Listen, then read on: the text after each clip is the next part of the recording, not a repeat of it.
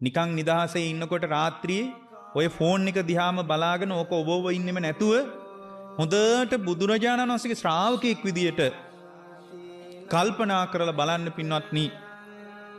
ඇයි මම ඉපදුනේ? පොඩක් කොහොම ඉන්න මේ උඩ තියෙන වීඩියෝ එක චුට්ටක් බලන්න.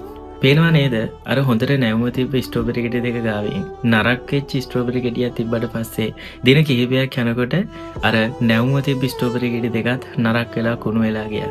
හොඳට මතක තියාගන්න අපේ ජීවිතයත් හරියට මේ පළතුරු කෙටි ටික වගේ තමයි. අපේ ජීවිතේත් අපි වැඩිපුරම ආශ්‍රය කරන්නේ කවුද? හොඳ යහපත් ගතිගුණ තියෙන මිනිස්සුද අපි වැඩිපුරම ආශ්‍රය කරන්නේ. ලස්සනට තියෙන ජීවිතේ ලස්සන කරවන්නත් දිව්‍ය ලෝකයක් බඳු ජීවිතය අමු අපායක් කරන්නත් ලොකුම හේතුවක් වෙන්න අපේ ළඟින්ම ඉන්න කෙනා. ඒ හින්දා හරි පරිස්සමයි. සමහරක් හිට වගේ ළඟම ඉන්න කෙනා ජීවිතේටත් ඔය වැරදි නොකරනකොට වැරද්දක් කරනවා පොළඹවන්නේ නැති. සමහරක් හිට අරක්කුවත් කටේ තියන්නේ නැති කෙනෙක් වුණත් සමහරක් හිට අද ඔයාම බේබත් එක් කරන්නේ නැත්තේ ඔයගේ ළඟම හිටපු කෙනා වෙන්නේ නැති. ඒ හින්දා ඔයගේ ජීවිතේ කෙනෙක්ව ළඟින් තියාගන්නවා නම් හොඳ කල්යාණ මිත්‍රයෙක් සත්පුරුෂයෙක්ව ළඟින් තියාගන්න. මොකද ඒ කල්යාණ මිත්‍රයා සත්පුරුෂයාට විතරයි ඔයගේ ජීවිතේ ලස්සන කරන්න පුළුවන්.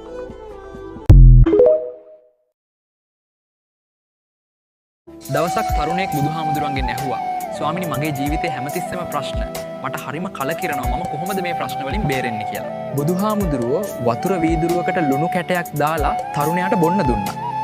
තරුණයා ඒක තිත්තයි කියලා විසිකලා. ඊට පස්සේ බුදුහාමුදුරුවෝ ලොකු ලුණු කැටයක් අරන් අසල තිබුණු ලොකු විලකට දැම්මා. දාලා විලෙන් වතුර එකක් අරන් තරුණයාට බොන්න දුන්නා. දැන් කොහොමද පුතේ වතුර කියලා ඇහුවාම තරුණයා කිව්වා හරිම රසයි. ලුණු රහ පොඩ්ඩක්වත් නැහැ කියලා.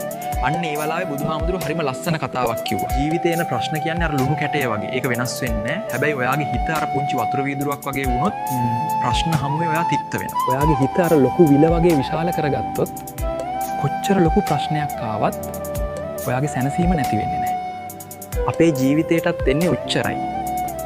ප්‍රශ්න එන එක නවත්වන්න අපිට බෑ. හැබැයි ඒ ප්‍රශ්න දරන්න පුළුවන් විදියට අපේ හිත විශාල කරගන්න අපිට පුළුවන්.